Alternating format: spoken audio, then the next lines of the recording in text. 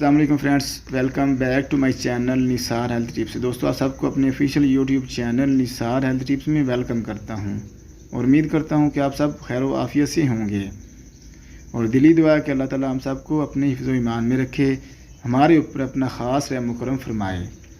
ناظرین، آج کی اس ویڈیو کے اندر میں آپ کے لیے بہت ہی زبردست وظیفہ لے کر حاضر ہوا ہوں، ایک ایسا قرآنی وظیفہ جس کو کرنے سے آپ کی اولاد کی خواہش پوری ہو سکتی ہے، کیونکہ دنیا کے اندر ایسے بہت سے لوگ ہوتے ہیں جو اولاد جیسی نعمت سے محروم ہوتے ہیں، اور وہ اللہ تعالیٰ کی اس نعمت سے مایوس ہو جاتے ہیں، نا امید ہو جاتے ہیں۔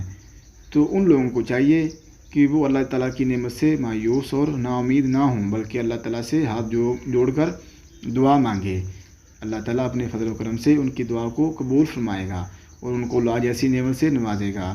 تو ناظرین، ویڈیو کو مزید آگے بڑھانے سے پہلے میری چھوٹی سی آپ سے گزارش ہے کہ اگر ابھی تک آپ نے میرے چینل کو سبسکرائب نہیں کیا تو کائنڈلی میرے چینل کو سبسکرائب کر لیں اور ساتھ ہی بیل آئیکن کو لازمی پریس کر لیں تاکہ اس طرح کی مزید اسلامک ویڈیوز کا نوٹیفیکیشن آپ کو بآسانی اور بر وقت ملتا رہے۔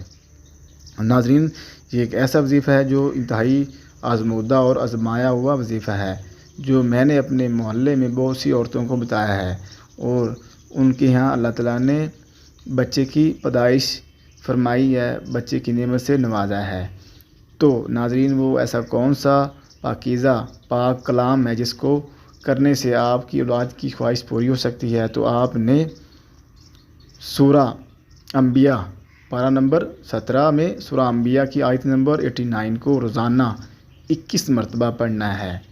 اول و آخر میں درود پاک لازمی پڑھنا ہے۔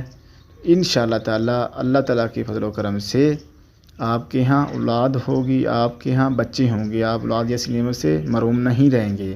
اللہ تعالیٰ اپنی نعمت سے آپ کو لازمی اور ضرور نوازے گا، اور میری دلی دعا ہے کہ اللہ تعالیٰ ایسی عورتوں کو اولاد جیسی نعمت سے نوازے جن کے پاس اولاد نہیں۔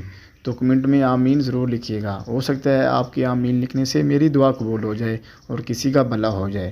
اگر میری ویڈیو آپ کو اچھی لگی ہو تو میری ویڈیو کو لائک کر دیں، شیئر کر دیں۔ Thank you.